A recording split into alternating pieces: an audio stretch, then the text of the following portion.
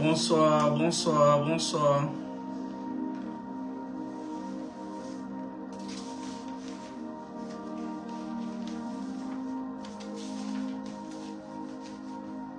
Bonsoir, bonsoir, bonsoir à tout le monde. Dans 5 minutes, nous allons lancer. Tant que tout le monde soit connecté.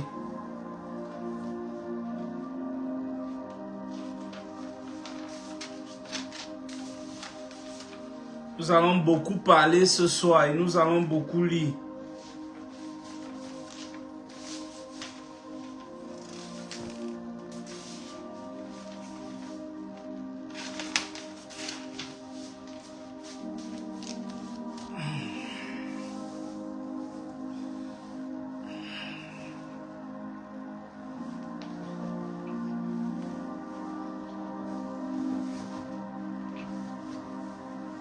Bonsoir.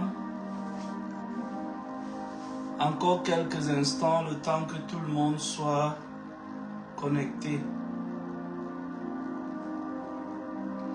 Nous attendons encore quelques instants pour que tout le monde soit connecté et que personne ne rate le train qui va démarrer dans quelques instants.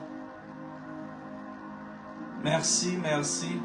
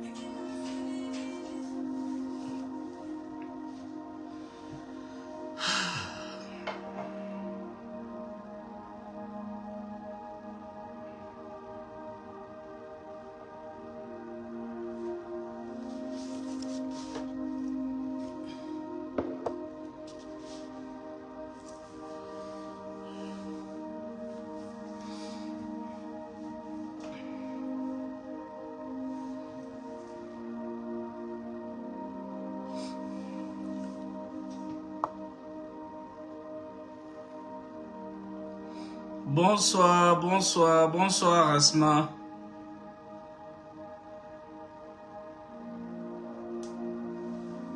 Ok, je pense que nous allons commencer. Seigneur, nous te bénissons, nous te louons, nous te rendons grâce.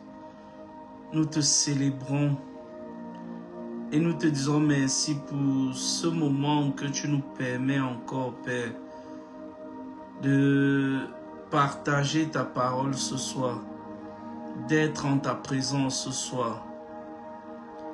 Merci Seigneur parce que sans toi nous ne sommes rien, sans toi nous ne pouvons rien.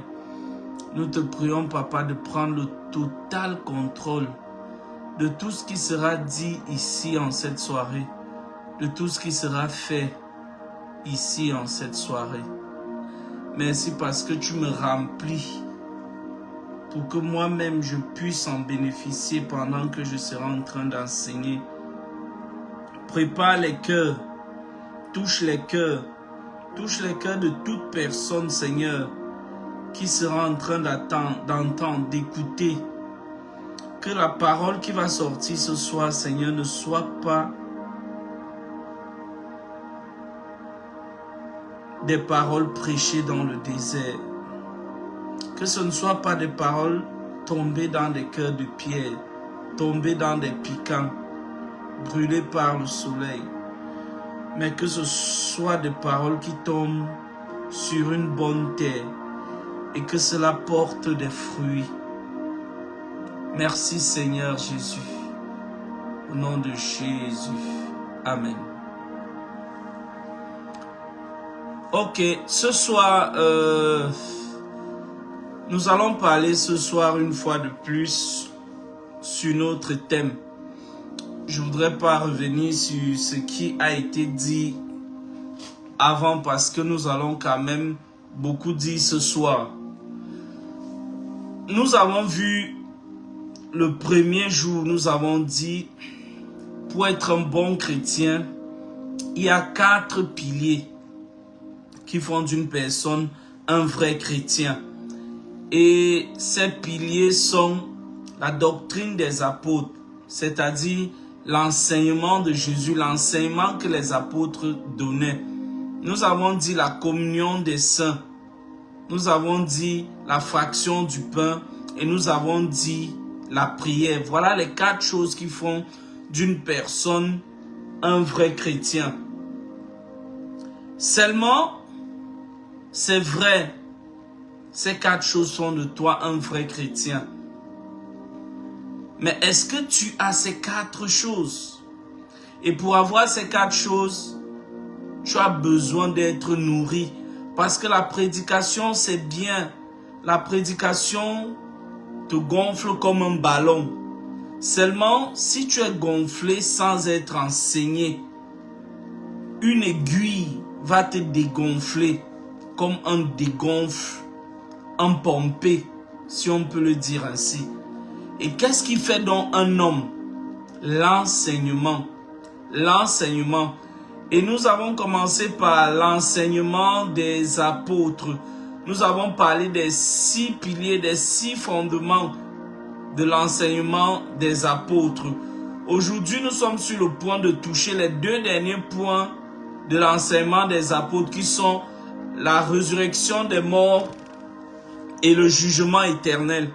Je ne sais pas si nous allons finir cela aujourd'hui, mais si nous ne finissons pas, nous allons revenir. Alors, nous allons entrer droit au but. Nous allons entrer droit dans le sujet. La résurrection des morts.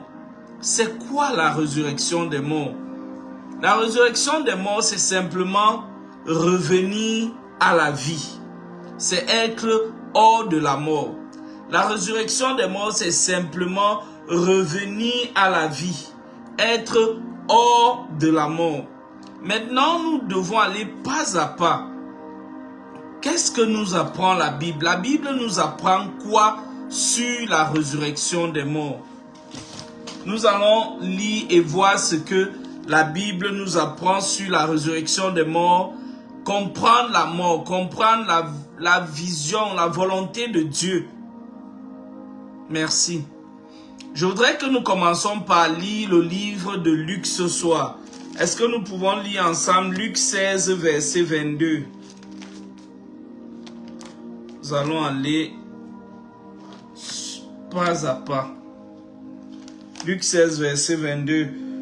Il faut déjà comprendre que la mort est... le thème de la mort est un sujet universel. C'est un sujet qui porte l'intérêt de tout le monde. Tout le monde veut savoir ce qui se passe après la mort. qu'est-ce qui se passe après la mort? Certains vont te dire, tu es déjà parti, tu es revenu. Est-ce que tu sais ce qui se passe après la mort? Mais il y a un livre qu'on appelle la Bible qui nous a dit ce qui se passe après la mort. Alors, qu'est-ce qui se passe après la mort? Nous sommes déjà en train de commencer notre étude de ce soir. Nous allons lire le livre de Luc 16, verset 22. Et avant de lire, je voudrais préciser que ce que nous sommes en train de lire n'est pas une parabole. Jésus-Christ faisait bien la différence quand il parlait des paraboles et quand il parlait des histoires vraies. Voici une histoire vraie où Jésus-Christ nous donne les noms, la vie, l'histoire des participants. C'est l'histoire du riche et de Lazare. Est-ce que nous pouvons lire? Je vais lire. Or, il advint que... Bon, je vais un peu prendre un peu plus haut. Nous allons prendre un peu plus haut pour bien comprendre. À partir du verset 19. Il y avait un homme riche qui se revêtait de pourpre et de lin fin et faisait chaque jour brillante chair. Et un pauvre nommé Lazare qui gisait près de son portail, tout couvert d'ulcères. Il aurait bien voulu se rassasier de ce qui tombait de la table du riche. Bien plus, les chiens eux-mêmes venaient lécher les ulcères de Lazare. Or, il advint que le pauvre mourut, et il fut emporté par les anges dans le sein d'Abraham. Le riche aussi mourut, et on l'ensevelit dans le séjour des morts. En proie à des tortures, on l'ensevelit dans le séjour des morts, et en proie à des tortures. Il levèrent les yeux et vit de loin Abraham et Lazare en son sein. Alors il s'écria, Père Abraham, aie pitié de moi et envoie Lazare tremper dans l'eau le bout de son doigt pour me rafraîchir la langue, car je suis tourmenté dans ces flammes. Mais Abraham dit, mon enfant, souviens-toi que tu as reçu tes biens pendant ta vie, et Lazare pareillement ces mots. Maintenant ici, il est consolé et toi tu es tourmenté. Ce n'est pas tout. Entre nous et vous, un grand abîme a été fixé, afin que ceux qui voudraient passer d'ici à chevaux ne le puissent, et qu'on ne traverse pas non plus de là-bas à genoux. Nous pouvons nous arrêter là. Voici en quelques instants ce que Jésus, avant Jésus, parce que ce soir nous allons voir que ceux qui mouraient avant Jésus allaient quelque part, et ceux qui meurent après Jésus vont aussi quelque part. Pourquoi cela ainsi? Dieu en a décidé ainsi. Maintenant, je voudrais faire une petite parenthèse. La parole de Dieu nous dit le sein d'Abraham. Abraham à l'origine ne s'appelait pas Abraham, il s'appelait Abram. C'est Dieu lui-même. Et ce sein était donc appelé comment? Ce sein était appelé le sein du Père de la multitude. Donc en fait, ce que je voudrais vous faire comprendre ce soir, c'est que ce lieu a existé. L'histoire que nous venons de lire, l'histoire que nous venons de lire t'apprend quoi? Je voudrais ensemble qu'on puisse ressortir quelques éléments de ce que cette histoire nous apprend. La première, un instant, je suis, ma table est un peu en désordre là et je suis en train de vouloir un peu mettre un peu d'ordre. Qu'est-ce que nous apprend l'histoire de Lazare et du riche? La première chose que nous apprend l'histoire de Lazare et du riche, c'est que après la mort, tu gardes ton identité. Dans le séjour des morts, l'homme riche était toujours l'homme riche. il n'a pas perdu son identité. Il n'a pas perdu son identité. C'est la première chose que je voudrais te faire remarquer dans cette histoire que nous venons de lire. La deuxième chose que je voudrais que tu saches ce soir, c'est que après la mort, l'homme riche a toujours reconnu Abraham et Lazare. Il a reconnu Lazare. Lazare n'a pas été un inconnu pour lui.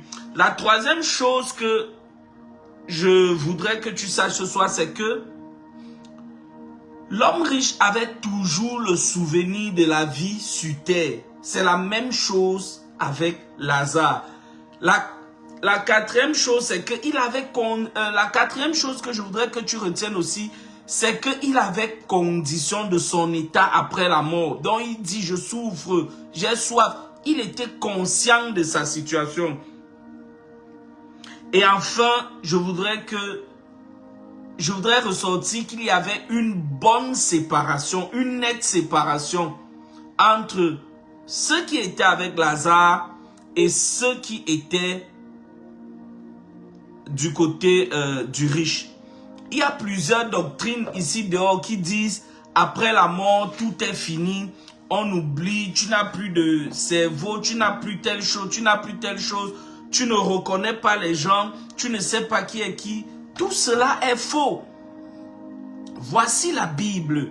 La Bible est claire. Elle nous montre qu'après la mort de Lazare, Lazare avait toujours son identité. Il savait qui il était. Il se souvenait de beaucoup de choses. Il avait même les souvenirs de sa vie passée sur terre.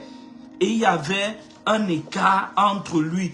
Donc si quelqu'un vient te dire un jour que après la mort, il n'y a plus rien, il n'y a plus ceci, cela est faux.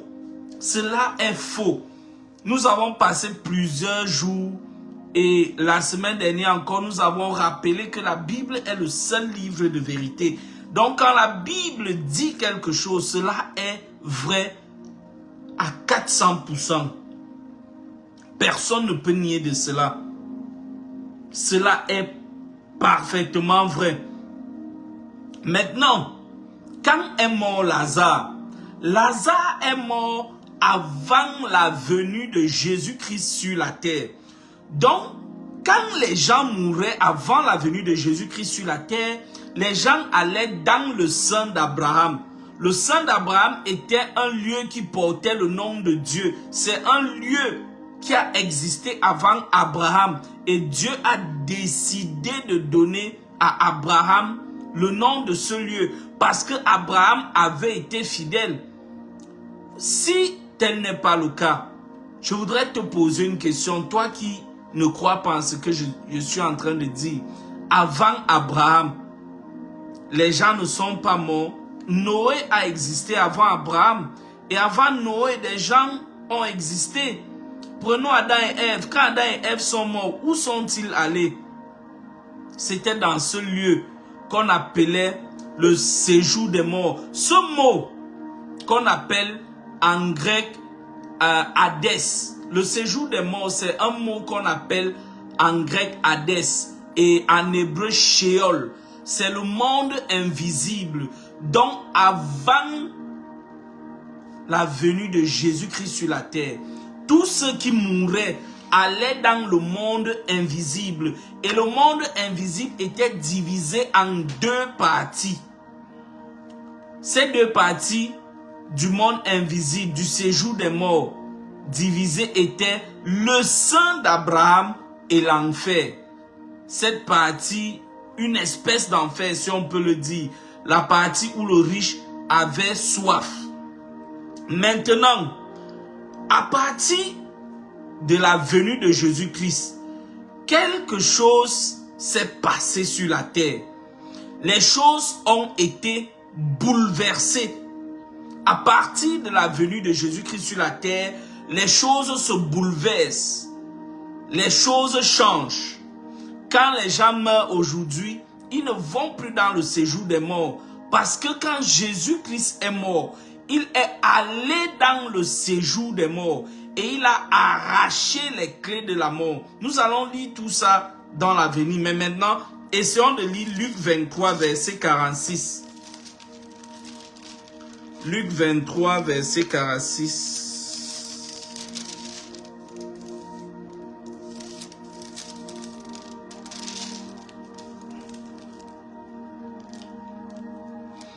Luc 23, verset 46. Nous lisons.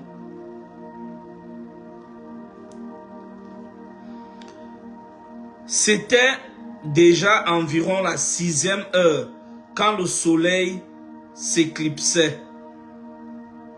Bon, d'autres versions disent la 6e heure du jour. Parce que les Grecs ne comptent pas l'heure comme nous, j'ai envie de dire les Hébreux ne comptent pas leur horloge, leur heure comme nous comptons. Donc quand ils disent la 6e heure du jour, c'est midi. Et la version originale dit la 6e heure du jour. Bon, nous allons lire. C'était déjà environ la 6e heure quand le soleil s'éclipsant. L'obscurité, quand le soleil s'éclipsant, l'obscurité se fit sur la terre entière. Jusqu'à la 9e heure, le voile du sentier se déchira par le milieu et, jetant un grand cri, Jésus dit, « Père, entre tes mains, je remets mon esprit. » Voyant ce qui était arrivé, le centenaire glorifiait Dieu en disant, « Sûrement cet homme était le Fils de Dieu. » Qu'est-ce qui s'est passé quand Jésus-Christ est mort? Et nous allons le voir pas à pas. J'ai commencé par dire, quand les gens mouraient avant Jésus, avant que Jésus ne vienne sur la terre, toute personne qui mourait allait dans le séjour des morts, le monde invisible, Sheol ou Hadès en grec et Sheol en hébreu. Ceux qui partaient là-bas, si c'était des justes, allaient dans le sein d'Abraham. Et si c'était des injustes, allaient dans une espèce d'enfer aménagé pour ceux qui avaient été infidèles avec Dieu. Jésus vient, il change la donne. Nous voyons ici que Jésus est en train de mourir. Jésus est en train de mourir, mais il dit, Seigneur, entre tes mains, je remets mon esprit. Pour faire court, quand Jésus-Christ est mort, il a remis son esprit entre les mains de Dieu, mais son âme est allée dans le séjour des morts. Pour faire quoi? Pour vaincre la mort et arracher les clés du séjour des morts. Et son corps est resté dans la tombe. C'est pourquoi, lisons, essayons de lire. Nous venons de lire Luc 23 où Jésus a dit, entre tes mains, je remets mon âme. Maintenant, essayons de lire Acte 2. Et puis, on va entrer dans d'autres passages qui vont confirmer ce que je dis.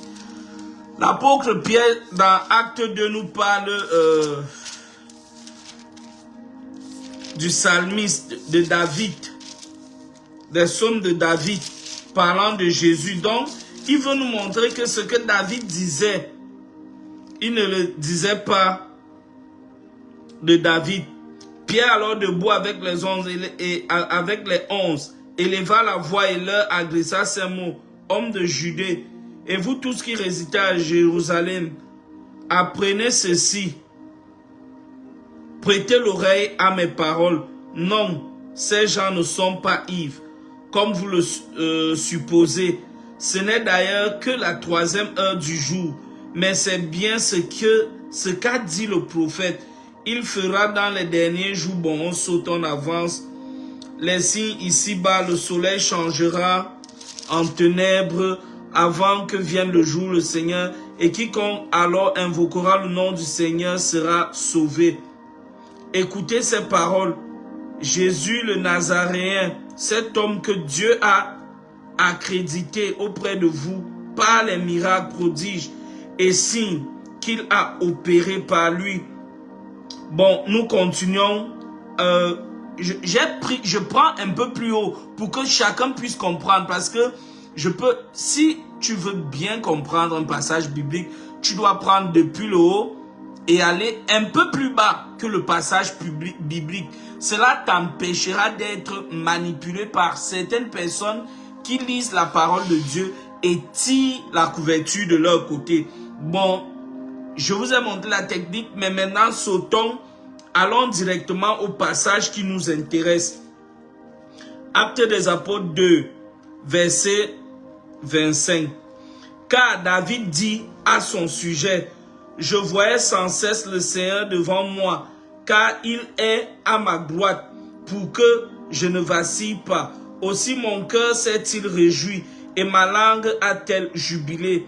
Ma chair elle-même reposera dans l'espérance. » Ma chair reposera dans l'espérance. Dans le corps de Jésus, la chair de Jésus, quand cette chair reposait dans le tombeau, cette chair reposait dans l'espérance. Pourquoi cette chair reposait dans l'espérance? Écoutons. Car tu n'abandonneras pas mon âme dans l'Hadès. Car tu n'abandonneras pas mon âme dans la Sheol, dans le séjour des morts. Et tu ne laisseras pas ton sang voir la corruption. La corruption, c'est la Bible définit, les Grecs, les Hébreux définissent la corruption comme la pourriture. Ici, David parlait en son temps comme lui, mais il prophétisait. Et David était en train de dire à Dieu, mon corps. Jésus disait, j'ai envie de le dire au travers de David, mon corps qui est dans le tombeau repose là-bas dans l'espérance. Pourquoi est-ce que ça repose dans l'espérance? Parce que tu ne permettras pas que ce corps pourrisse. Tu ne permettras pas que quand un homme meurt, c'est normal, il va pourrir, les asticots vont sortir. Mais Jésus, lui, il savait que quand il va mourir, son corps dans le tombeau aura de l'espérance parce que ça ne va pas pourrir. Pourquoi ça ne va pas pourrir? Nous avons lu, Dieu ne permettra pas que l'esprit de Jésus aille en enfer et que son âme reste dans le séjour des morts. Est-ce que quelqu'un est en train de comprendre cela? C'est encore peut-être difficile à comprendre, mais je crois que nous allons y arriver. Maintenant, je souhaite que nous puissions lire le livre de 1 Pierre 3, versets 3 à 18. Ça confirme le troisième point de ce que je suis en train de vouloir vous dire. Qu'est-ce que je suis en train de vouloir vous dire? Je suis en train de vouloir vous dire que, deuxième épître aux Corinthiens, je suis en train de vouloir vous dire que quand Jésus-Christ est mort, il a changé les choses sur la terre. Avant la mort de Jésus, toute personne qui mourrait allait en enfer, allait dans le monde invisible, le séjour des morts. Et le monde invisible qu'on appelait le séjour des morts était divisé en deux. Le sang d'Abraham qui avait existé avant Abraham et dont Dieu avait surnommé à Abraham le nom de ce lieu. Et une espèce d'enfer où allaient les gens. C'était la destinée de tout le monde. Mais Jésus vient, il change les choses. Il dit à partir d'aujourd'hui, si quelqu'un meurt, voici comment vont se passer les choses. Voici comment vont se passer les choses. Un instant. Vous savez, parfois nous sommes obligés de faire comme ça. Nous lisons, nous enseignons en même temps. Voilà. Nous allons lire 1 Pierre 3, versets 18 à 19. Cela vient confirmer ce que je suis en train de dire. Premier épître de Pierre, chapitre 3, versets 18 à 19. Et comme d'habitude, notre technique, on prend toujours un peu plus haut et on va un peu plus bas pour ne pas sortir le passage de son contexte. Lisons et écoutons ce que la parole de Dieu dit. Car mieux vaudrait souffrir en faisant le bien si telle était la volonté de Dieu qu'en faisant le mal. Le Christ lui-même est mort une fois pour les péchés, juste pour les péchés, juste pour des injustes, afin de nous mener à Dieu, afin de nous amener à Dieu. Il a été mis à mort selon la chair, il a été vivifié selon l'esprit.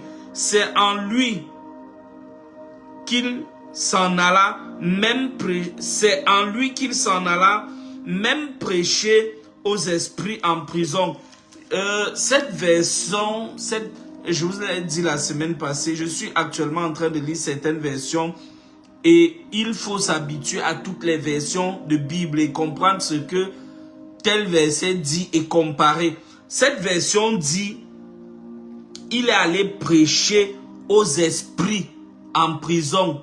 Mais la version originale dit, il est allé faire des déclarations dans le séjour des morts. La version originale hébreu et grec dit que Jésus-Christ, quand il est mort, il est allé dans le séjour des morts et a fait des déclarations. Dans le séjour des morts. Des passages bibliques nous disent que Jésus-Christ a reçu les clés du séjour des morts.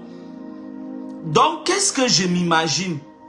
Qu'est-ce que je crois? Ce en quoi je crois, c'est que quand Jésus-Christ est mort, son corps est resté dans la tombe. Son esprit est rentré chez son Père Dieu. Et son âme est allée au séjour des morts pour faire des déclarations, vaincre la mort et récupérer les clés du séjour des morts. Voilà en bref ce qui s'est passé. Lisons encore un autre passage. Je vous ai dit, il faut qu'on lise beaucoup ce soir parce que c'est la Bible qui est notre fil à plomb. Et si on ne lit pas la Bible pour confirmer ce que nous sommes en train de dire, on égare les hommes. Je voudrais qu'on lise Jean 19, versets 40 à 42. Qu'est-ce que la Bible nous dit dans ce passage? Jean 19, versets 40 à 42. Le but de l'enseignement de ce soir, c'est faire une différence. Je voudrais vous montrer qu'il existe une différence entre l'épouse et le corps du Christ. Mais je ne peux pas seulement vous dire cette différence. Vous n'allez pas comprendre. Et pour bien comprendre cette différence, il faut comprendre de là, à partir d'où on doit commencer à regarder cette différence. À partir d'où est-ce qu'on doit commencer à regarder cette différence. Et la meilleure façon, c'est de prendre la résurrection des morts. Parce que, nous allons le voir, il existe deux morts. Il existe deux résurrections des morts. La résurrection des morts des justes et la résurrection des morts des injustes. Il existe deux morts, la résurrection des morts des justes et la résurrection des morts des injustes. Mais la résurrection des morts des justes s'échelonne sur plusieurs millénaires. Donc actuellement, ce que je suis en train de faire, je suis d'abord en train d'expliquer simplement, terre à terre, la résurrection des morts, ce que c'est, d'où vient la résurrection des morts, ce qui a changé après que Jésus-Christ soit ressuscité. Après, je vais donc entrer dans le vif du sujet. Et je vais vous montrer les versets bibliques, verset après biblique, comment la Bible dit ici, l'épouse est comme ça, là-bas, le reste de l'église est comme ça, ici, l'épouse est comme ceci, là-bas, le reste de l'église est comme cela, et après nous allons parler du jugement. Voilà un peu le but de l'enseignement de ce soir. Et cela est fait pourquoi? Parce que, en temps de guerre, c'est critique. C'est désolant, c'est mauvais d'être un bébé spirituel en temps de guerre. Il est hors de question que depuis des années, 15 ans, 20 ans, 10 ans, 5 ans, tu es à l'église, mais tu es toujours un bébé spirituel. Tu ne connais pas ce que c'est les fondements de la marche chrétienne. Le diable en raffole de tels chrétiens. Moindre chose, ils sont sous l'obéissance de Satan. C'est ce genre de personnes que Satan aime. Parce qu'ils ne veulent pas grandir. Nous sommes en temps de guerre. Les derniers temps dont nous vivons, je vous assure, chrétiens du 21e siècle, nous sommes en guerre. Je vis dans un pays où quand tu sors de chez toi, tu as envie de te fermer les yeux. Parce que les choses que tu vois te font mourir à l'intérieur de toi. Quand tu ouvres la porte pour sortir de chez toi, tu vois du n'importe quoi. Le monde est devenu sans dessus, sans dessous. Le monde est dans un capharnaüm total. Le monde est dans un désordre total. Alors les chrétiens doivent se lever. Les chrétiens doivent se lever. Ils doivent se lever pour prêcher le vrai évangile. Ils doivent se lever pour combattre le monde des ténèbres. Parce que si vous ne faites rien, Satan lui fait des choses. Chaque jour, Satan développe les techniques. Chaque jour, Satan développe les astuces pour avaler les enfants de Dieu. Et si tu n'es pas équipé spirituellement, si tu ne connais pas la vérité, si tu ne connais pas les techniques de Satan, si tu n'as pas la fondation, la doctrine des apôtres, tu seras bâilloté en mer comme un bateau, sans capitaine, sans gouvernail, sans rien, sans ancre. Alors, nous avons dit, nous sommes en train de lire le livre de Jean, c'est le verset 40 à 42, Jean 19, verset 40 à 42, je vais lire. Et comme d'habitude, même chose, je prends verset 38. Après ces événements, Joseph d'Arimathée, qui était disciple de Jésus, mais en secret par peur des Juifs, demanda à Pilate de pouvoir enlever le corps de Jésus. Pilate permit. Il vint donc et enleva son corps. Nicodème, celui qui précédemment était venu de nuit trouver Jésus, vint aussi, apportant un mélange de myrrhe et d'aloès, environ 100 livres. Il prit donc le corps de Jésus et le lièrent de linge avec les aromates, selon la mode de sépulcre en usage chez les Juifs.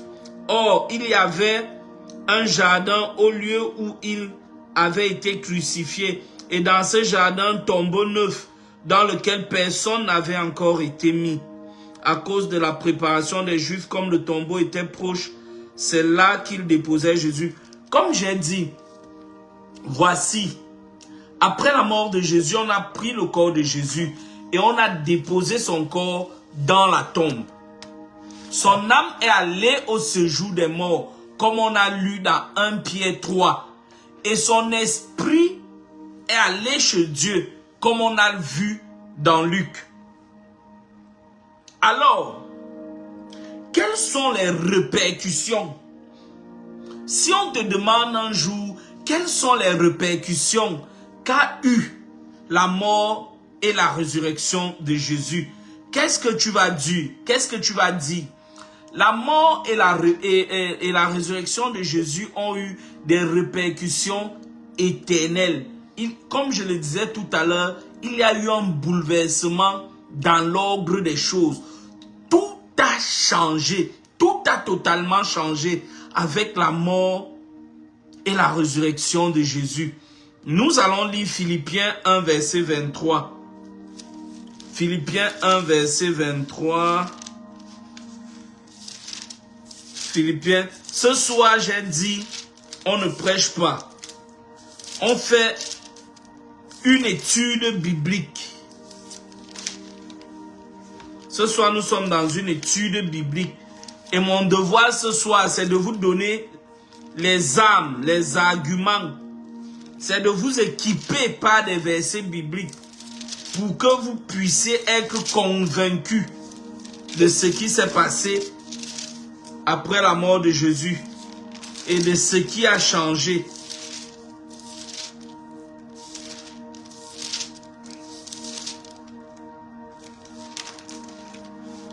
Philippiens 1, verset 23. Lisons ce que la parole de Dieu nous dit dans Philippiens 1, verset 23.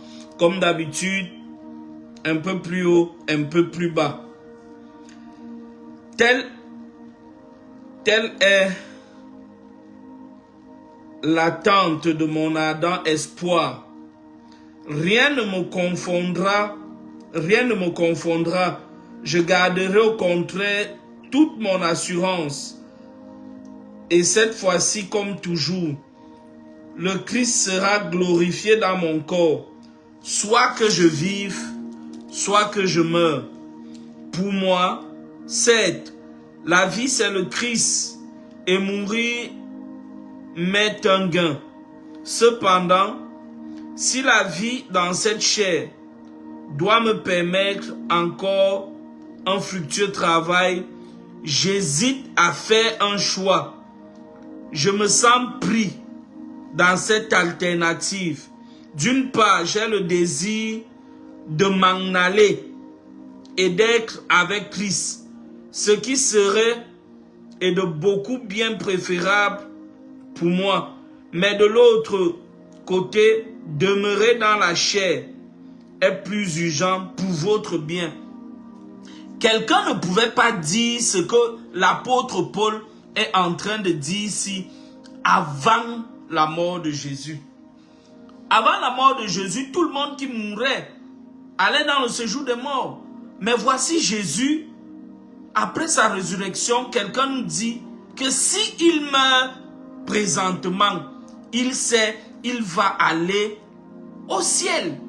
Et cela nous montre que nous avons la garantie, nous les enfants de Dieu, nous les chrétiens, d'aller au ciel. Et l'une des plus grandes garanties de notre salut, c'est la résurrection de Jésus. Parce que Jésus-Christ étant la tête de l'Église, Jésus-Christ étant le cerveau, la tête du corps de Christ, si la tête s'est levée, assurément le corps suivra. Si je me lève comme ça, si je fais ça, c'est la tête qui monte d'abord et le corps suit après. Donc la résurrection, l'enlèvement de Jésus-Christ, sa montée au ciel est une confirmation que nous, son corps, nous allons aussi monter au ciel. Comme j'ai dit tout à l'heure, la Bible nous dit, maintenant nous sommes déjà entrés dans le sujet. Nous sommes déjà en train d'entrer dans le sujet. J'ai d'abord pris du temps pour vous montrer ce que c'est la mort, ce qui se passe après la mort, ce qui a changé, le contexte, quelles sont les choses que Jésus-Christ a changé après sa résurrection. Maintenant, nous sommes en train d'entrer dans le contexte. En entrant dans le contexte, nous allons étudier, et vous allez voir que les chrétiens n'ont pas tous les mêmes rangs auprès de Dieu. Les chrétiens non seulement n'ont pas tous les mêmes rangs auprès de Dieu, mais les chrétiens ne ressusciteront pas tous au même moment. Ceux qui ressusciteront d'abord, c'est, j'ai envie de dire, les prémices, l'épouse de Jésus-Christ. C'est eux qui vont d'abord ressusciter. Donc, ceux qui ont payé le prix, ceux qui ont été fidèles, ceux qui sont demeurés dans la présence de Dieu. Maintenant, entrons dans le sujet, j'étais en train de le dire. Il existe deux morts. Il existe deux résurrections des morts, je voudrais dire. La résurrection des justes et la résurrection des injustes. La résurrection des justes a déjà commencé et elle s'échelonne sur plusieurs années. Pourquoi est-ce que nous disons que la résurrection des justes a déjà commencé? Parce que Jésus-Christ a ressuscité en premier, lui comme les prémices. Et l'apôtre Paul nous dit dans sa parole que tout le monde va ressusciter, mais en son rang. Est-ce que nous pouvons lire, lisons un peu 1 Corinthiens 15, versets 22 à 53. Ça sera l'un des passages phares de ce soir. 1 Corinthiens 15, nous allons lire deuxième épître aux Corinthiens, première épître aux Corinthiens. Lisons ce passage très important. C'est le verset 44 à 53 que je voudrais qu'on lise. Mais le 22 nous dit aussi beaucoup de choses. Écoutons et lisons. Voici ce que la Bible dit. De même en effet que tous meurent en Adam, ainsi tous reviendront en Christ, mais chacun en son rang. Chacun en son rang. Si tu as une Bible chez toi, tu peux ouvrir. Peut-être tu n'as jamais lu cela. Peut-être tu te disais que nous allons tous ressusciter au même moment. Je t'invite donc à prendre une Bible là où tu es et d'ouvrir 1 Corinthiens 15, versets 21 à 22. Prenons d'abord là.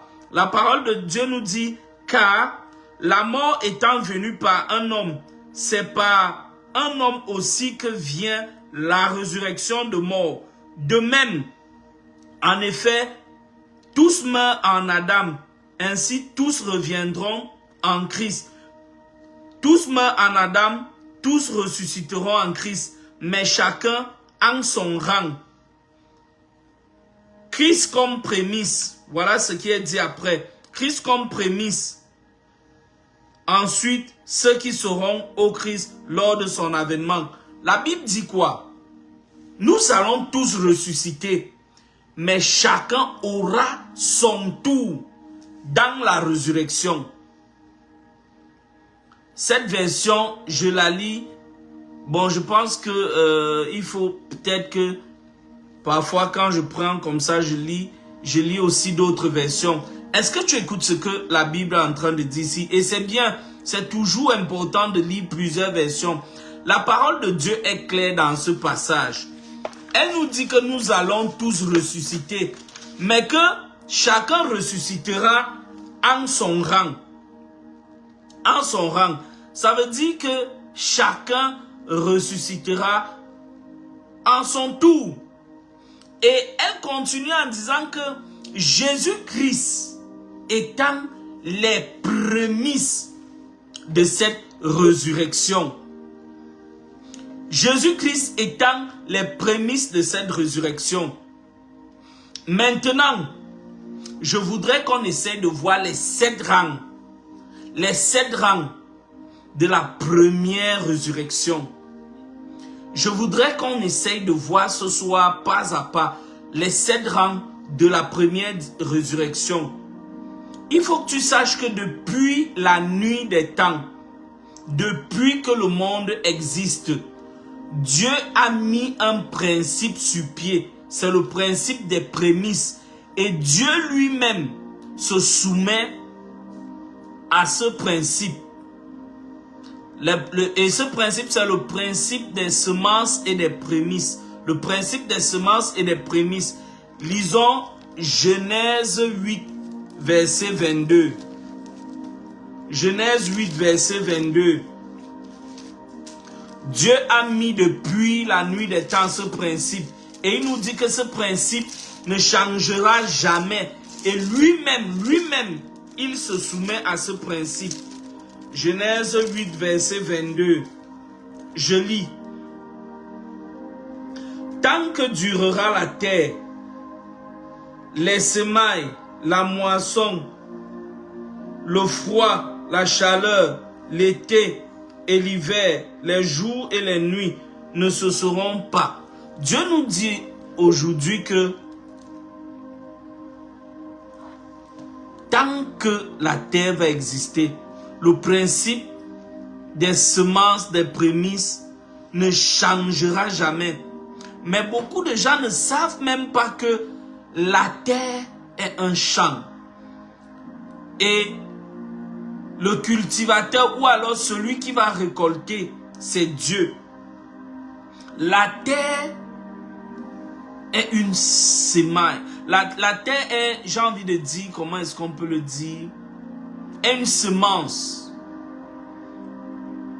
Et viendra un moment où Dieu va récolter cette semence. Est-ce que nous pouvons lire le livre d'Apocalypse 15, 14, verset 15, pour vous montrer ce que je suis en train de dire. Souvent, vous avez remarqué que ce soir, je lis beaucoup, comparé aux autres jours. Pourquoi est-ce que je lis beaucoup ce soir? C'est parce que le sujet de ce soir, c'est un sujet qui divise beaucoup l'église. Donc, fais un pas, donne la preuve de ce que tu es en train de dire. Fais un pas, donne la preuve de ce que tu es en train de dire. Parfois, quand je parle des choses évidentes, je n'ai pas besoin de lire. Je sais que non, c'est évident pour tout le monde. Mais ce soir, je ne voudrais pas faire un pas, je ne voudrais pas avancer sans lire pour que tout le monde puisse comprendre. Apocalypse 14, verset 15. Et voici qu'apparut à mes yeux une nuée blanche, et sur la nuée était assis comme un fils d'homme, ayant sur la tête une couronne d'or, et dans la main une faucille aiguisée. Puis un autre ange sortit du temple et cria d'une voix puissante à celui qui était assis sur la nuée: jette ta faucille et moissonne, car c'est l'heure de moissonner. La moisson de la terre est mûre. La terre est une moisson. La terre est une moisson. Et la moisson de la terre sera mûre bientôt. Si toi, tu es en train de m'écouter ce soir, sache que tu es une semence qui sera moissonnée. Et pour toute semence, Dieu a mis des principes. Ces principes disent que personne ne doit directement aller récolter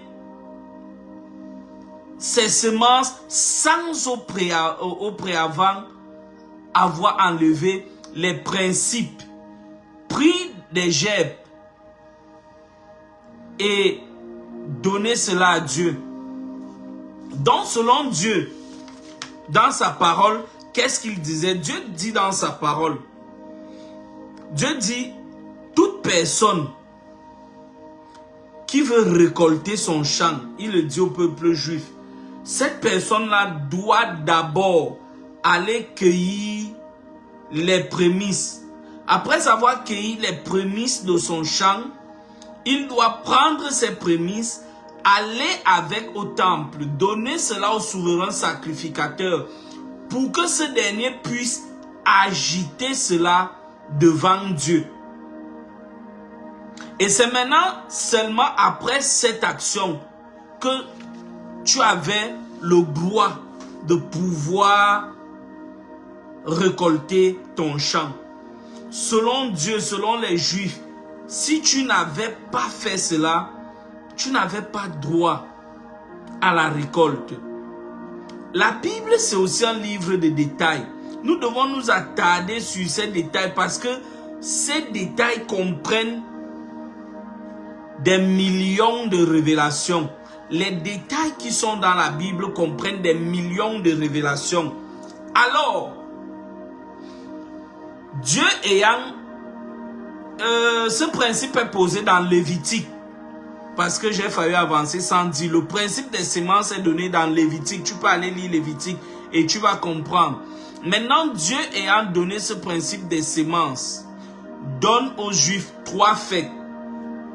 Les 3 fêtes que Dieu avait données aux Juifs étaient la Pâque,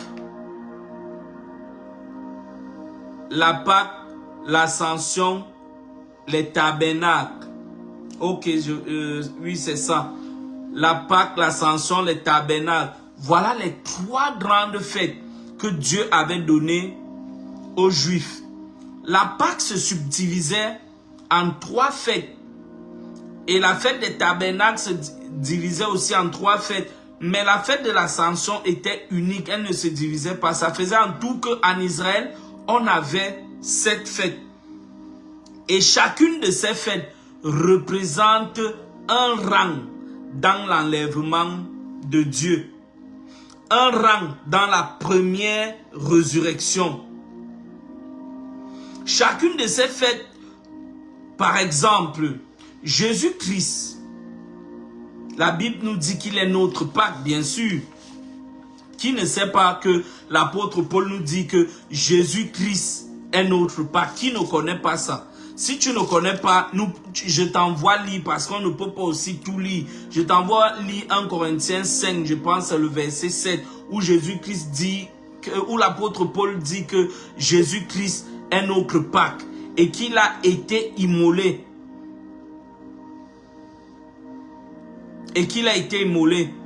Et 3 jours après sa mort, il est ressuscité des morts. Maintenant, Jésus-Christ étant notre Pâques, il est le premier rang. Il est le premier rang. Il est le premier rang dans l'enlèvement. Il est aussi notre souverain sacrificateur. Et c'est lui qui était chargé de prendre les prémices qui sont le deuxième rang et aller les agiter dans le lieu saint devant Dieu. Et quel est le deuxième rang?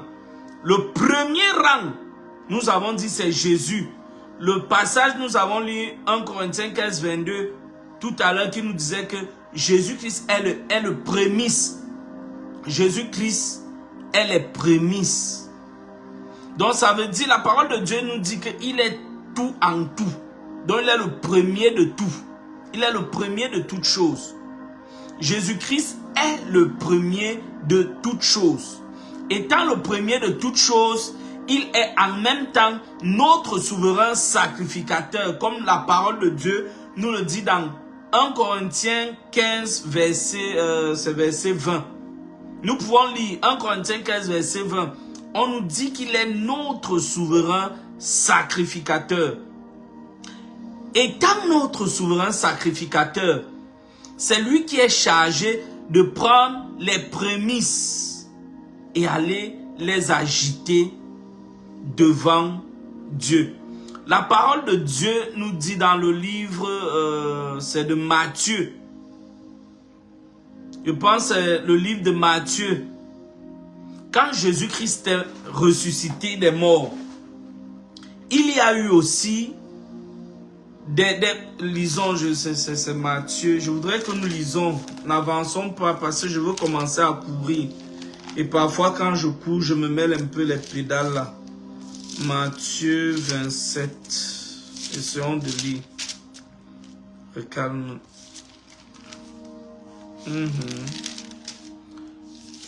Vous allez me permettre ce soir, je vous en prie, de déborder un peu. Parce que nous avons aussi commencé avec quelques minutes de retard à cause de la connexion qui n'était pas stable. Matthieu 27, verset 52. Je crois que c'est le verset 50. Bon, nous allons lire. Écoutons bien ce que la parole de Dieu nous dit. Et voilà que le voile du sentier se déchira en deux, du haut en bas.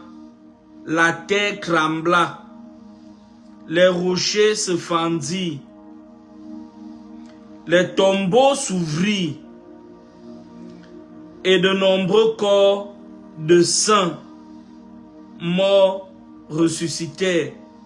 Il sortit des tombeaux après sa résurrection, entrait dans la ville sainte et se fit voir le bien des gens. La parole de Dieu nous dit dans ce, parce que je vous ai expliqué, je le disais tout à l'heure, quand Jésus-Christ est mort, qu'est-ce qui s'est passé? Son corps est resté dans la tombe, son esprit est allé au ciel, comme il a dit à Dieu, Père, entre tes mains, je remets mon esprit. Mais son âme est allée dans le séjour des morts. Et directement quand il est mort là, son âme n'a pas attendu. Son âme est directement partie dans le séjour des morts. Et qu'est-ce que son âme est allée faire dans le séjour des morts? Nous allons le lire tout à l'heure. son âme est allée libérer les prisonniers, les captifs. Son âme est allée libérer les saints de l'Ancien Testament qui étaient emprisonnés par la mort. C'est ce que la Bible nous dit. Et la Bible, plusieurs personnes, comme je suis en train de dire, j'ai dit le premier rang c'est Jésus. Le deuxième rang, c'est ces saints que nous sommes en train de lire dans Matthieu. Quelqu'un va sûrement dire que, qu'est-ce qui prouve que ces saints-là ne sont pas morts, morts à nouveau? Quelqu'un va dire que, qu'est-ce qui prouve que ces saints-là sont restés dans la, ne sont pas restés dans la tombe? Quelqu'un va dire que, qu'est-ce qui prouve que ces saints-là ne sont pas allés avec lui? Mais c'est la Bible. La Bible nous dit, Jésus-Christ a amené, il est allé en enfer. Il a proclamé et il a libéré les captifs. Et il les a amenés avec lui au ciel. C'est la Bible qui le dit, ce n'est pas Richard. Ce n'est pas Richard qui le dit, c'est la Bible qui le dit. Il a amené avec lui ses captifs au ciel. Essayons un peu de lire un passage. On vient de lire le tombeau, les tombeaux qui se sont vidés. Bon, c'est vrai que la Bible dit certains tombeaux, hein, pas tous les tombeaux. Éphésiens.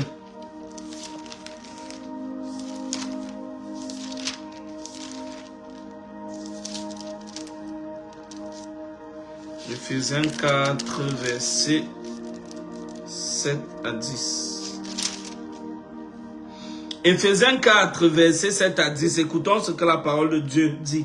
Cependant, chacun de nous a reçu de sa part de la faveur divine, selon que le Christ a mesuré ses dons. C'est pourquoi l'on dit, montant dans les hauteurs. Montant dans les hauteurs. Donc quand Jésus-Christ partait, il a amené avec lui des captifs. Donc quand Jésus montait, il a amené avec lui les captifs. Ces captifs-là qui étaient, lisons, il a donné des dons aux hommes.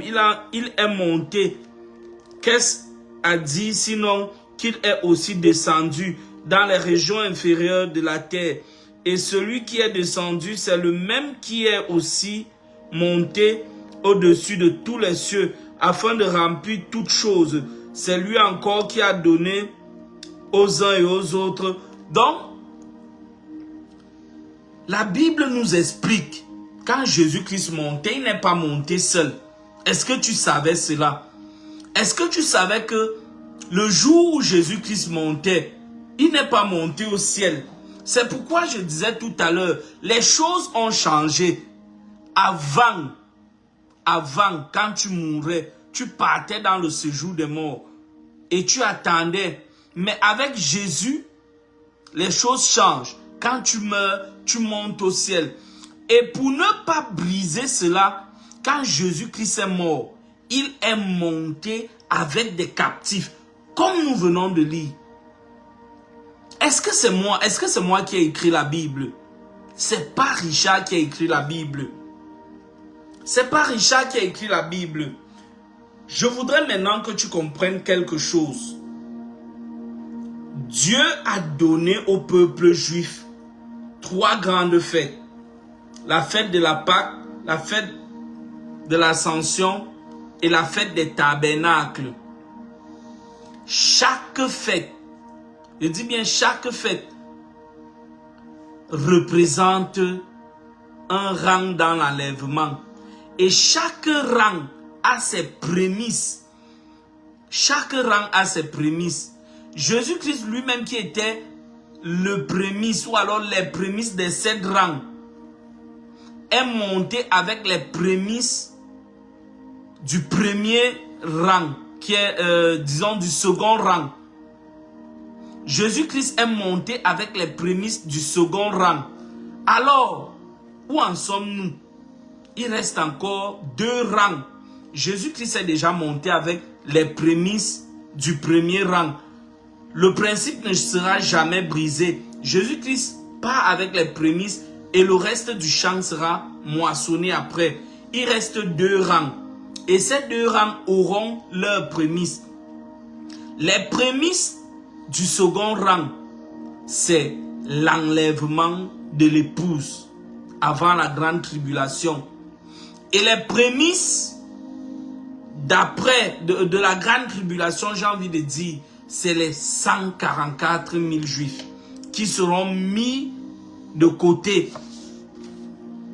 Qui seront mis de côté. Et la Bible ne ment pas. La Bible prouve tout cela. La preuve en est que dans le livre d'Apocalypse, quand Jean est ravi au ciel, je pense que c'est Apocalypse 2, quand Jean est ravi au ciel, il voit des saints de l'Ancien Testament et des saints du Nouveau Testament. Mais il ne peut pas encore voir les saints de la grande tribulation parce que la grande tribulation n'a pas encore eu lieu en ce moment. Parce que la Bible, le livre d'Apocalypse est divisé en 3 parties. Les choses que Jean a vues, les choses qui sont et les choses qui arriveront après. Et les choses qui arriveront après.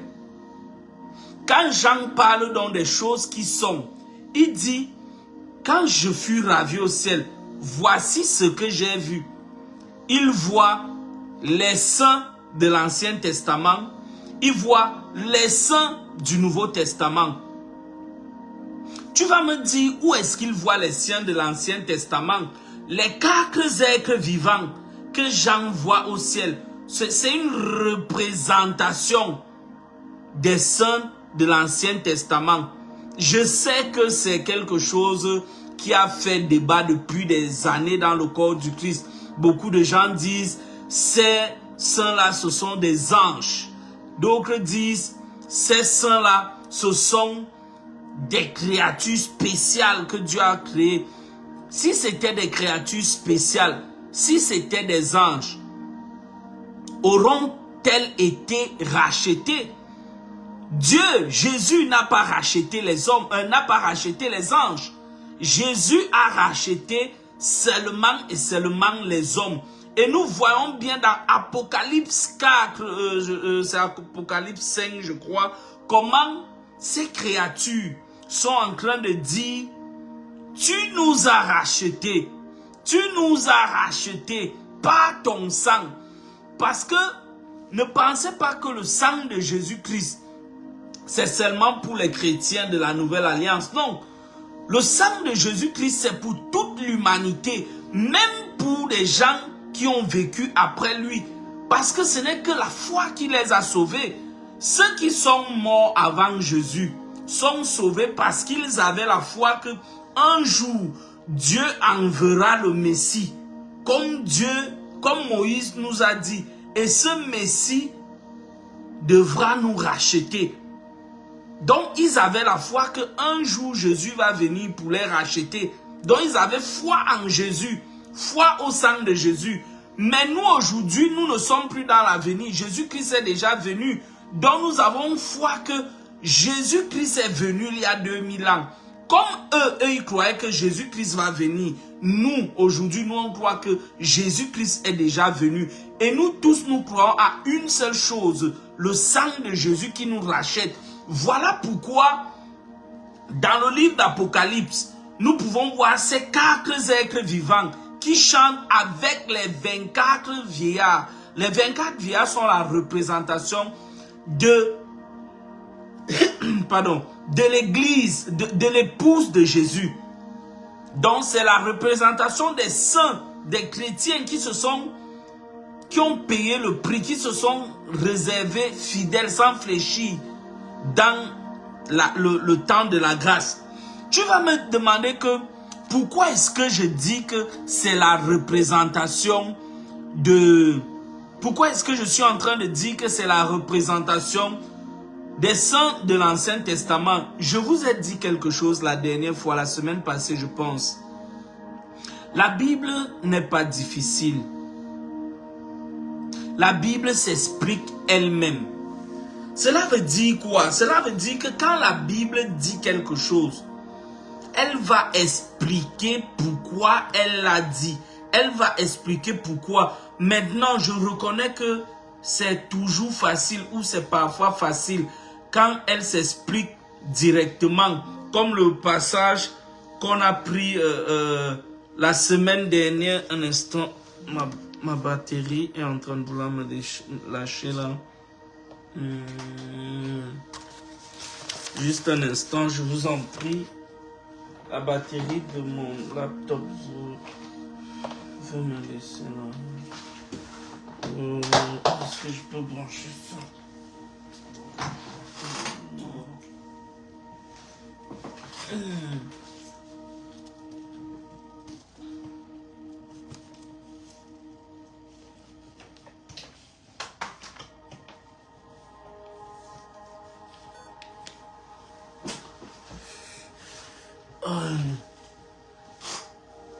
Un instant, j'ai eu un petit souci technique là.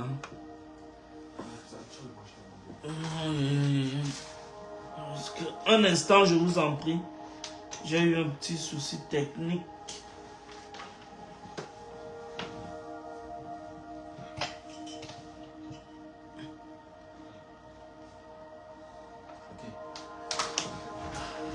Un petit souci technique.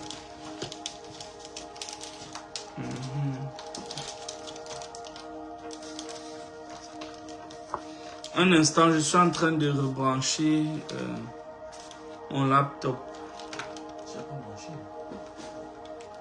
Aïe aïe aïe. Il faut que je me lève.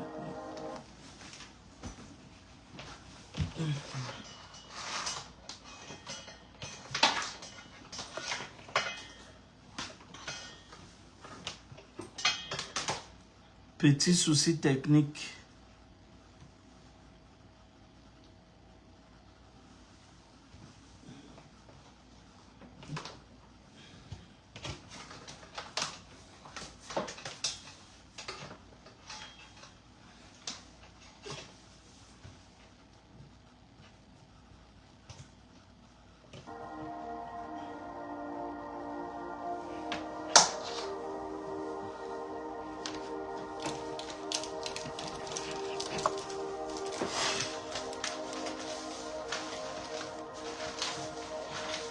Ok. Où est-ce que j'étais?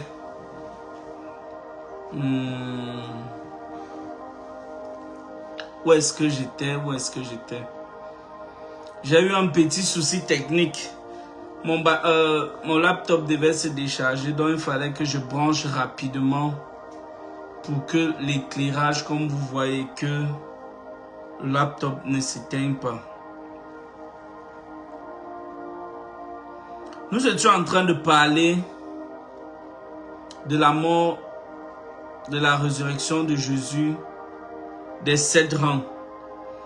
Et nous avons dit que nous allons lire le livre d'Éphésiens, Éphésiens 4. Et j'étais en train de lire le livre d'Éphésiens 4, versets 8 à 10. Éphésiens 4, nous avons lu. Et nous avons dit qu'il est monté et qu'il est revenu. Et nous étions en train de parler des 4 êtres vivants et des 24 vieillards. Et je disais, la Bible s'explique elle-même. C'est vrai, c'est parfois facile. C'est parfois très facile de pouvoir expliquer un passage biblique quand l'explication se suit directement. Mais c'est aussi parfois difficile quand l'explication est dans un autre passage. Alors, où est-ce que on peut savoir que les 4 êtres vivants sont la représentation des saints de l'Ancien Testament? C'est simple. Tu peux prendre ta Bible et lire, je pense, le livre de Nombre. Je pense c'est Nombre. Non, le livre, si nous n'avons pas assez de temps pour lire tout ça, mais quand tu lis le livre de Nombre, 2, verset 1 jusqu'à 30, tu vas voir que Dieu avait donné l'ordre à Moïse de séparer le peuple en 4 parties et que chaque partie soit représentée par un animal et un homme. On avait le lion, l'aigle, le taureau et l'homme. Et les animaux étaient des bannières. Les animaux étaient les bannières de chaque peuple. Donc tu peux aller lire et tu vas confirmer ce que je suis en train de te dire. En ce qui concerne les 24 via là-bas, c'est plus à discuter. Bon, j'ai pas dit que c'est plus à discuter, mais c'est évident. La plupart des chrétiens savent que les 24 vieillards représentent les saints de la nouvelle Jérusalem. Les saints du temps de la grâce, j'ai envie de dire. Maintenant, tu vas me demander que pourquoi donc certains sont au ciel et d'autres pas? C'est une très bonne question. C'est parce qu'il y a une différence entre les chrétiens. Il y a une différence entre le corps du Christ. Tu dois savoir que la tête n'est pas le bras.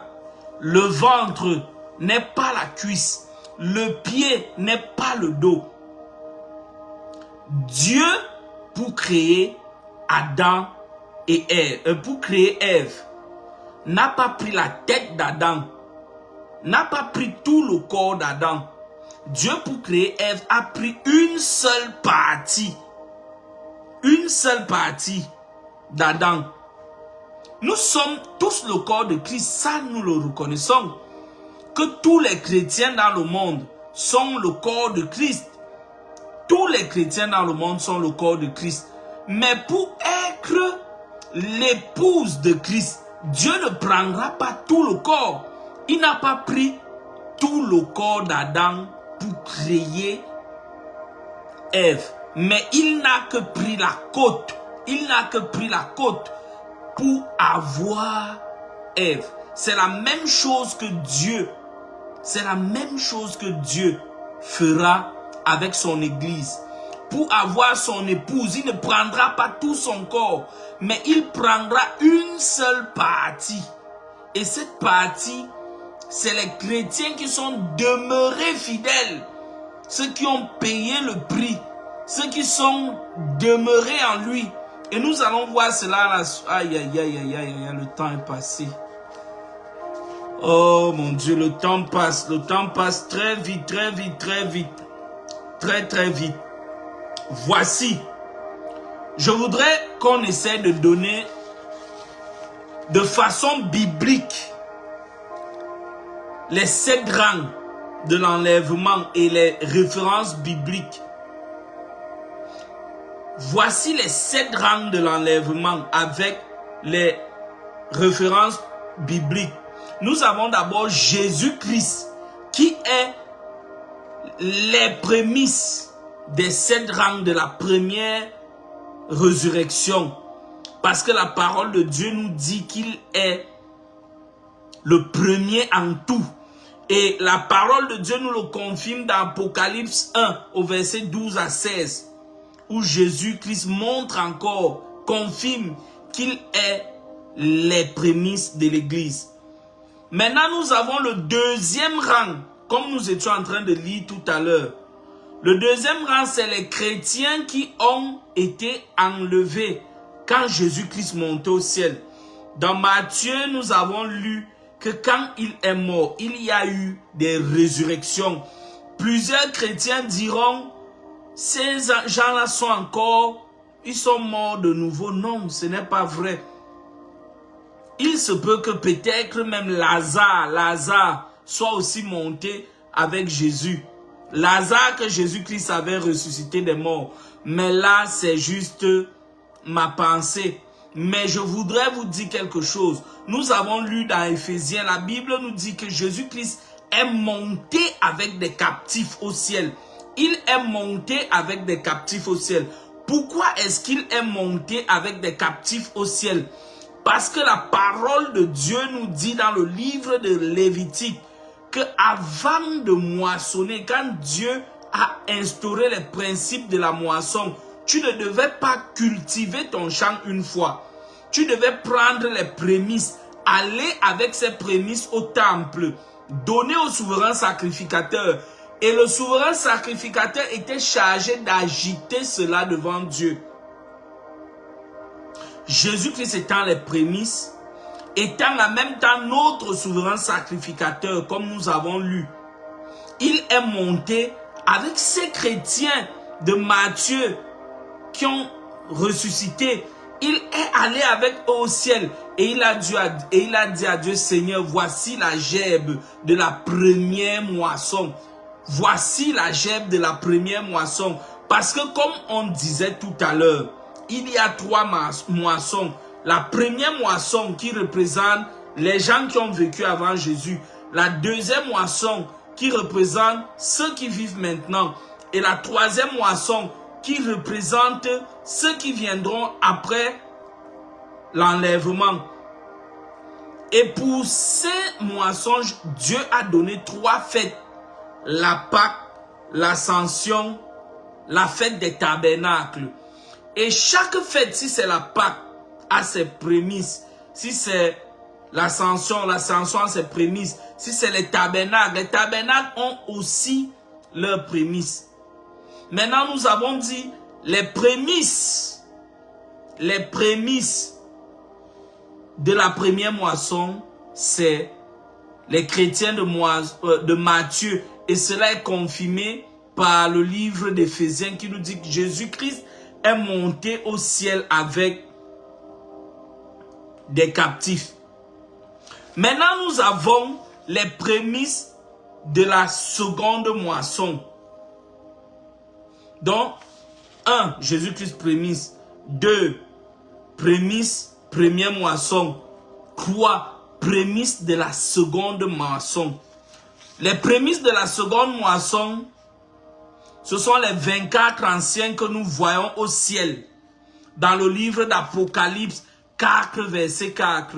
Et ces 24 anciens représentent les chrétiens de notre temps. On appelle ça le temps de la grâce. Comme on a dit tout à l'heure, les 4 êtres vivants représentent les prémices de ceux qui ont vécu avant Jésus. Les 24 anciens représentent les prémices de cette génération. Maintenant, la 4e moisson, nous sommes des Akkad. On a dit Jésus 1, les 4 êtres vivants 2, les 24 anciens 3, et maintenant les 144 4. Les 144 000 représentent les prémices de la 3e moisson, ou alors de la dernière moisson. Et nous pouvons trouver cela dans le livre d'Apocalypse 7, verset 3 à 8.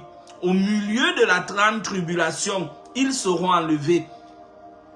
Il y a souvent eu un débat parce que les gens ne savent même pas, les gens ne comprennent pas quand aura lieu l'enlèvement. L'enlèvement aura lieu quelque temps avant le début de la grande tribulation. Et après cela, il y aura un autre enlèvement, les 144 000. Parce que vous voyez bien, au début de la grande tribulation, Jésus-Christ demande à l'ange de marquer de son sceau les 144 000. Ils sont encore sur la terre. Mais au milieu de la grande tribulation, dans le livre d'Apocalypse 7, on les retrouve au ciel. Je pense 14, on les retrouve au ciel. Ils ont été enlevés. Ils ne sont plus sur la terre.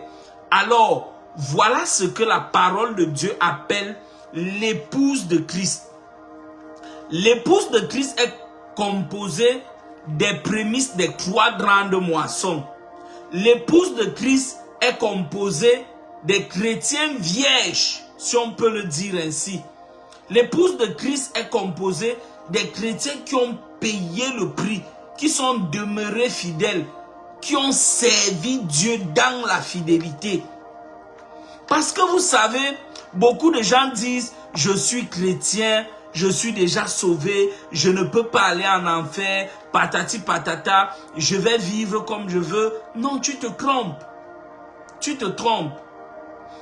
On peut perdre le salut, mais ça c'est un autre enseignement que je viendrai enseigner ici. Mais aujourd'hui, je reste sur la différence entre l'épouse de Christ et le corps de Christ. Qu'est-ce que l'apôtre Paul nous dit avant d'aller un peu plus loin? L'apôtre Paul nous dit, je pense, c'est le livre de 1 Corinthiens 3. L'apôtre Paul nous dit, 1 Corinthiens 3, je pense c'est 15 à 20, quelque chose. 1 Corinthiens 3, 15 à 20, l'apôtre Paul nous dit que l'œuvre de tout un chacun sera pesée. Toi qui es chrétien, ton œuvre sera pesée. Si tu es trouvé fidèle et que ton œuvre n'est pas brûlée par le feu, parce que tu as bâti sur une fondation avec des pierres précieuses, ton œuvre ne sera pas brûlée. Mais si tu as mal brûlé, mais si tu as mal bâti, ton œuvre va brûler comme de la paille. L'apôtre Paul continue en disant que dans ce cas, tu seras sauvé, mais comme par le feu. Oui, chrétien, si tu n'es pas de l'épouse, tu seras sauvé, mais comme par le feu. Tu n'auras pas de récompense. Et la récompense, c'est quoi? La récompense, c'est la couronne de règne que Dieu donne à son épouse. La récompense, c'est la couronne que Dieu donne à ses serviteurs. La récompense, c'est la couronne de régner avec lui. Vous allez voir qu'on va lire tout à l'heure. C'est un chrétien, c'est vrai qu'il ne nous reste plus assez de temps, mais c'est un chrétien. Quand la Bible parle la grande foule, une foule incontable. Mais quand la Bible parle de son épouse, c'est identifié, délimité, preuve que ce n'est pas donné à n'importe qui, preuve que c'est un lieu restreint. La Bible parle de 4, de 24, de 144.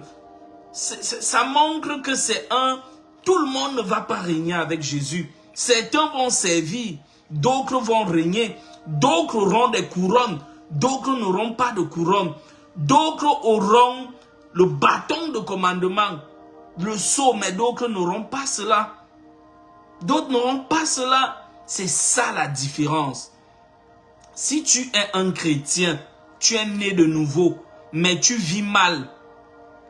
Si tu n'as pas renié Jésus, tu seras sauvé, mais tu n'auras pas de bâton de commandement. Tu ne vas pas régner avec Jésus. Tu seras simplement un serviteur. Mais si tu as été fidèle, donc tu es né de nouveau, en plus d'être né de nouveau, tu as appliqué ses commandements, tu as couru derrière sa parole, tu t'es battu, tu t'es efforcé, comme l'apôtre Paul avait dit. Parce que beaucoup de gens pensent que servir Dieu c'est facile. L'apôtre Paul dit, efforçons-nous, efforçons-nous. Personne ne viendra le faire pour toi. Personne ne viendra le faire pour moi. Nous devons nous efforcer. Quand on dit efforcer, donc nous devons mettre de la volonté, de la force, plus de la prière. Tu dois mettre toute ta volonté, toute ta force et toute ta prière pour demeurer fidèle, pour faire partie de l'église. Et nous voyons la preuve dans les paraboles de Jésus. Jésus nous dit, certains il a remis 5 villes, d'autres 4 villes, d'autres 3 villes. D'autres, on leur a enlevé la ville qu'ils avaient. Ils auront 0 ville. D'autres n'ont même pas de ville. D'autres ont une seule ville parce qu'ils n'ont pas été fidèles. Le royaume des cieux va se passer un peu comme tu peux te placer sur ta cour et regarder les étoiles. Les étoiles n'ont pas tous la même splendeur. Les étoiles n'ont pas tous le même éclairage. Les étoiles ne brillent pas tous au même niveau. Et dans les corps nouveaux que le Seigneur va nous donner, plus ton corps brille, plus ta couronne est sur ta tête, plus on pourra voir que non, celui-ci, il a payé le prix. Il a payé le prix. Mais il y aura aussi d'autres qui n'auront pas de couronne. Ils seront sauvés. Mieux au moins, ils seront sauvés. Ils n'iront pas en enfer. Mais ils n'auront pas de rôle dans le gouvernement du Seigneur. Ils seront simplement des serviteurs. Alors, nous avons parlé des 4 premiers rangs, dont les privilégiés. Nous allons parler des 3 derniers qui ne sont pas des privilégiés. Donc, parce que si on avait le temps, bon, je vais juste mettre, j'ai oublié, Lévitique, c'est Lévitique combien, si je pouvais trouver, parce que je vous ai dit, Dieu ne fait rien au hasard. Dieu ne fait rien au hasard. Tout ce qui est écrit dans l'Ancien Testament a été écrit pour nous aider. Tout ce qui a été écrit dans l'Ancien Testament a été écrit pour nous. Cela a été écrit pour nous. Donc Dieu, en donnant le principe de la semence, des prémices, il le faisait aussi pour nous et pour lui-même. Jamais il n'y aura une moisson pour Dieu, devant Dieu, sans qu'il n'y ait eu au préalable les prémices. Le jour que cela se passera, les principes de Dieu seront brisés. Alors que les principes de Dieu ne peuvent jamais être brisés. Si nous revenons, nous avons vu les prémices. Jésus qui est les prémices. Nous avons vu les 3 grandes fêtes, la Pâque, l'Ascension, les tabernacles. Et chacune de ces fêtes a ses prémices. Les prémices de la première moisson, la Pâque, Jésus qui est notre Pâque, c'était les chrétiens de Matthieu 58 dont nous avons lu, qui sont montés au ciel avec Jésus, comme la parole de Dieu nous le confirme dans Éphésiens, disant que Jésus-Christ a amené avec lui les captifs au ciel. Lui étant notre souverain sacrificateur, il fallait qu'il fasse ce qui se faisait dans l'Ancien Testament, parce que le jour où le souverain sacrificateur a déchiré ses habits, nous l'avons vu le premier jour, il a donné, selon le plan de rachat, les droits légaux à Jésus-Christ d'être notre souverain sacrificateur. Jésus-Christ monte donc avec ses chrétiens et les agite devant Dieu comme gerbes de la première moisson. Maintenant, la deuxième moisson, le même principe sera respecté. Comme ce principe a été respecté, ce même principe sera aussi respecté dans la deuxième moisson. C'est pourquoi Jésus-Christ nous dit, selon Paul, au son de la trompette, nous serons enlevés, nous qui avons été fidèles. Richard qui a été fidèle. Je ne sais pas ce qu'il en est de toi, mais en ce qui me concerne, ce n'est pas facile, mais je me bats pour être fidèle. Paul lui-même, il le savait. Paul nous l'a dit, c'est un combat. Je me bats pour demeurer fidèle. Je me bats pour rester fidèle. Paul nous l'a dit. Et enfin, il y aura le même principe dans la troisième moisson, les prémices, les 144. Et c'est maintenant les prémices de ces 3 moissons qui forment ce qu'on appelle l'arène, selon le psaume 45. C'est ces chrétiens-là qui forment l'arène, selon le psaume 45. Et nous voyons bien, dans le psaume 45, quand la reine entre, oui, mais elle est accompagnée de jeunes filles qui la servent, de jeunes filles. Quand il y a un mariage, il y a la fille, les enfants d'honneur, la fille du marié, ceux qui tiennent la robe, ceux qui tiennent ceci. C'est un principe copié du monde invisible. Parce que les choses visibles sont souvent les choses copiées du monde invisible. C'est la vérité. Et cela va se passer au temps de la fin. Donc, comme nous avons dit, la quatrième moisson qui est les 144 000, nous avons aussi la cinquième moisson.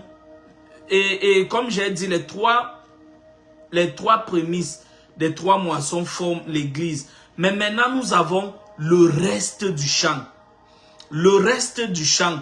Comment seront-ils sauvés et quand seront-ils sauvés? Comment seront-ils sauvés et quand seront-ils sauvés? Nous avons dans Apocalypse 7, versets 9 à 17. La Bible nous parle là-bas de la grande foule. La grande foule, ce sont les chrétiens que Dieu ressuscite. Et on peut les voir. Et on peut les voir. Et Dieu établit une très bonne différence entre ces chrétiens et son épouse. Nous allons voir ça tout à l'heure. Nous avons aussi toujours dans le reste de la moisson, nous avons dans Apocalypse 15, la moisson de la terre. Quand l'ange vient prêcher l'évangile, les gens croient. Et enfin, nous avons dans Apocalypse 24, nous avons les martyrs de la grande tribulation. Voilà donc les 7 rangs de la première tribulation, de la première résurrection. Nous avons dit Jésus, les chrétiens qui sont montés avec lui au ciel, les chrétiens qui seront enlevés pendant l'enlèvement, les 144 000, la grande foule, la moisson de la terre quand l'ange va prêcher, et enfin les martyrs de la grande tribulation. Voilà les 7 rangs.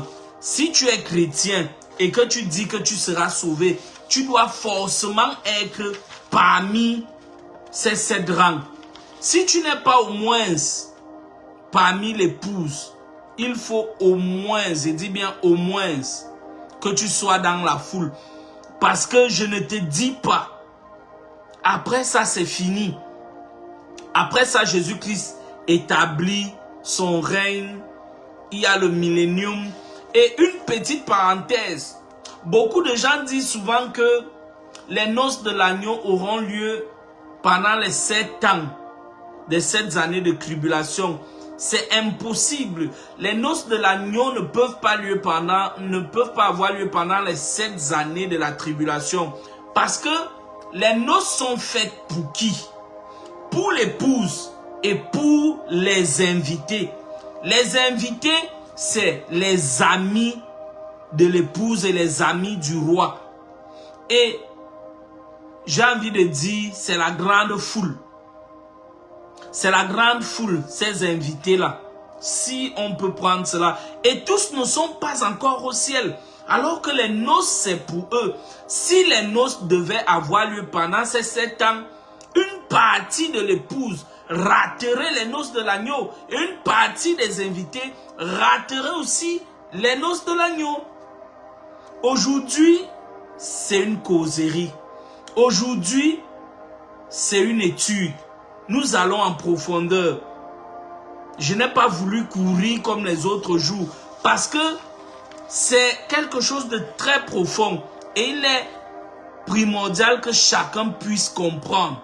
Pas à pas. Il est primordial que chacun puisse comprendre cela pas à pas.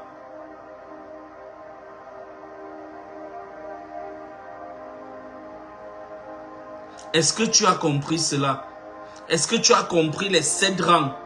Est-ce que tu as compris les différences des rangs? Est-ce que tu as compris la différence dans le classement de ces choses? Parce que si tu ne comprends pas, tu seras comme n'importe qui dans la maison de Dieu. Tu vas aussi parler pour parler.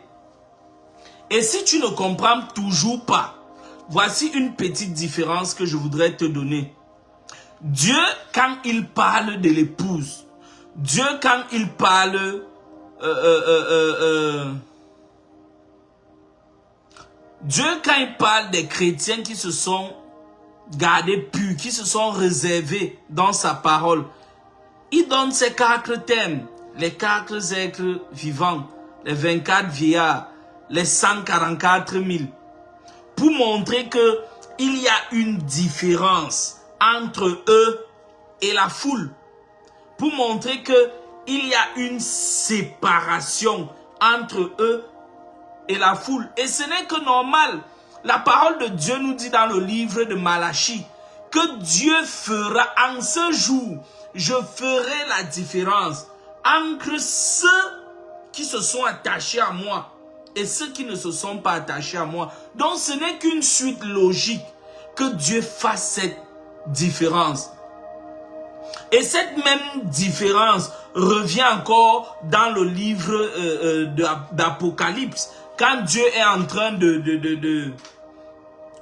quand Dieu est en train de parler de son église, de son épouse. Quand il parle quand Dieu est en train de parler, essayons un peu de lire parce que c'est important aussi de lire.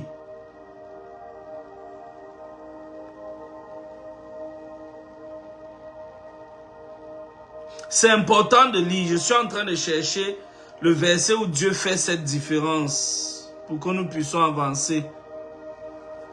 Nous avons presque fini. Nous n'allons plus mettre long. Mais j'ai au moins posé déjà les fondations, la différence entre l'épouse et l'église. Quand Dieu parle voici le verset que je cherchais, parce que Apocalypse 5 verset 10, quand Dieu parle de son épouse, il parle de son sceau, de la couronne qu'il lui donne. Elle a un vase. Mais quand Dieu parle de la grande foule dans Apocalypse 7 de verset 7 à 15, vous allez voir que il parle du service. Quand Dieu parle de son épouse, il dit, elle chante un cantique nouveau. Mais quand Dieu parle de la foule, il dit, il donne des cris de joie différents du chant. Même au niveau de l'habillement, vous pouvez lire le livre d'Apocalypse. C'est rempli de mystères. Quand Dieu parle de son épouse, dans le livre d'Apocalypse, il dit, elle a une robe d'un fin lin blanc éclatant avec une broderie d'or. Broderie, symbole de patience. Parce que pour broder quelque chose, il faut prendre du temps. C'est le symbole de la patience, le symbole de la persévérance de l'épouse. L'épouse a patienté. L'épouse a persévéré. Mais allez regarder les tenues. Allez regarder les tenues de la foule. C'est simplement une robe. C'est une robe qui n'a pas de fin lin blanc. C'est une robe qui n'a pas de broderie. Mais bien aimé, si tu n'arrives toujours pas à faire la différence entre le corps et l'épouse, cela veut dire que tu es encore un bébé spirituel. Parce que à la base, nous faisons tous partie du corps. À la base, nous faisons tous partie du corps. Mais dans ce corps, Dieu a fait tomber un profond sommeil sur Adam pour sortir son épouse. Le profond sommeil que Dieu a fait tomber sur Jésus, c'est sa mort. C'est sa mort. Et quand le centenier, le soldat romain, quand il a percé la côte de Jésus sur la croix avec la lance, et quand l'eau est sortie, c'était la naissance de l'épouse. C'était la naissance de l'épouse. C'était la naissance de l'épouse. Parce que c'est tout à fait normal. Comme de la côte de Jésus. Comme de la côte d'Adam, Ève est née de la côte de Jésus. Son épouse est née. Et son épouse a aussi été prise de son corps. Mais parce que le corps a la tête, les pieds, le dos, le ventre il fallait que on prenne une partie qui est la côte et non la tête, les pieds et tout ça. Alors, qu'est-ce que tu n'as pas compris ce soir? Si il nous faut résumer, ce soir, si je résume ce que nous avons vu, nous avons placé, donné les contextes, nous avons parlé des 7 rangs de l'enlèvement. Nous avons parlé de l'épouse et du corps. Nous avons fait la différence. L'apôtre Paul nous dit que celui qui ne bâtit pas avec le bon matériel sera sauvé, mais il sera sauvé sans récompense. Et la récompense est donnée seulement à l'épouse. Et la récompense de l'épouse, c'est de régner avec Jésus. Tout le monde ne va pas régner avec Jésus. Comme d'autres ont eu 5 villes, 4 villes, d'autres n'ont pas eu de ville. C'est de même comme ça que ça va se passer au ciel. Est-ce que tu es fidèle aujourd'hui? Je voudrais te poser une question de là où tu te trouves. Est-ce que tu dis que tu es chrétien, mais est-ce que tu es fidèle avec Jésus? Chaque jour, on te voit porter la Bible, tu vas à l'église. Chaque jour, on te voit, tu chantes à la chorale.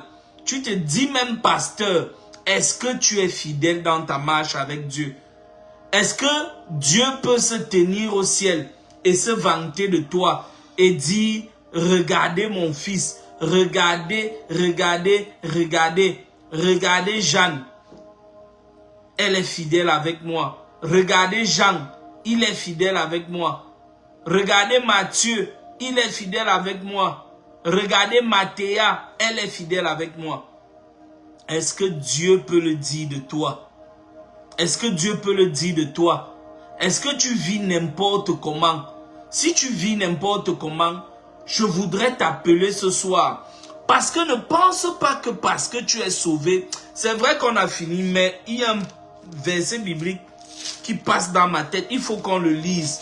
Je vais nous laisser avec ce verset biblique. Le verset biblique, c'est 1 Jean 2, verset 28. 1 Jean 2, verset 28. 1 Jean 2, verset 28. Première épître de Jean. 1 Jean 2, verset 28. Première épître de Jean. 1 Jean 2, verset 28. Écoutez ce que Paul dit. Et écoutez ce que Jean dit. Jean est ici en train de parler aux chrétiens. Jean ne parle pas aux païens. Jean est en train de parler ici aux chrétiens. Il dit, oui, maintenant, demeurez en Jésus, petits enfants, pour que s'il venait à venir maintenant, nous ayons l'assurance et non de la honte et nous trouver loin de lui à son avènement. Jean est en train de dire, demeurons en Jésus. Bien que nous soyons chrétiens, demeurons en Jésus. Parce que si nous ne demeurons pas en Jésus et que Jésus revienne maintenant, nous allons avoir honte. Nous allons avoir honte. Et nous allons être rejetés loin de Jésus. Rejetés loin de Jésus. Si Jésus-Christ revient maintenant, seras-tu enlevé? Si l'enlèvement se passe là maintenant, est-ce que tu vas monter dans les airs avec lui? Moi, je suis sûr de monter dans les airs avec lui maintenant s'il revenait. Parce que je me bats. Personne n'est saint sur la terre. C'est pas la sainteté qui sauve un homme. C'est le prix que Jésus-Christ a payé à la croix. C'est ça qui nous sauve. Mais pour être de son épouse, tu dois payer le prix. Tu dois demeurer fidèle. Là, tu seras enlevé.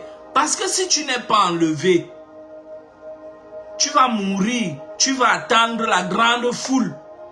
Et tu seras dans cette foule si tu n'as pas renié Jésus. Parce que d'autres seront rejetés, d'autres vont perdre leur salut parce qu'ils ont renié Jésus. Pour être sauvé, il faut croire en Jésus, naître de nouveau. Et pour ne plus être sauvé, il faut arrêter de croire en Jésus. C'est la foi qui sauve. Paul nous l'a dit. Quand tu crois, tu es sauvé. Quand tu ne crois plus, tu es sauvé. Croire en qui? Croire en Jésus. Maintenant, pour être de l'épouse, tu dois être sauvé et demeurer en Jésus. Demeurer en Jésus. Est-ce que tu demeures en Jésus? Est-ce que tu demeures en Jésus? Est-ce que tu voles? Est-ce que tu forniques? Est-ce que tu mens? Est-ce que c'est à cause de toi que le nom de Dieu est blasphémé? Parce que tu te dis chrétien, mais depuis des années, on te voit là, à l'église. Tu fais ce que la parole de Dieu demande de ne pas faire.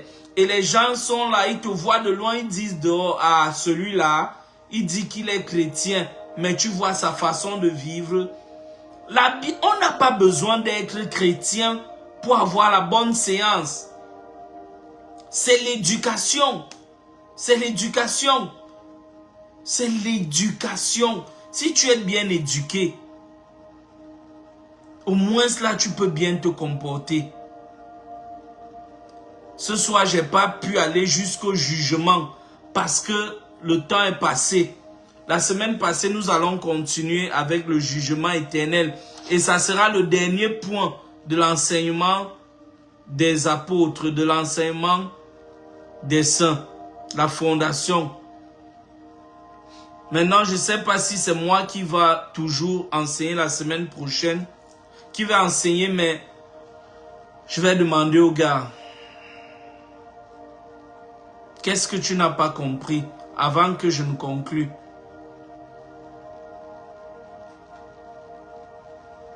Nous avons dit en gros, nous avons beaucoup parlé.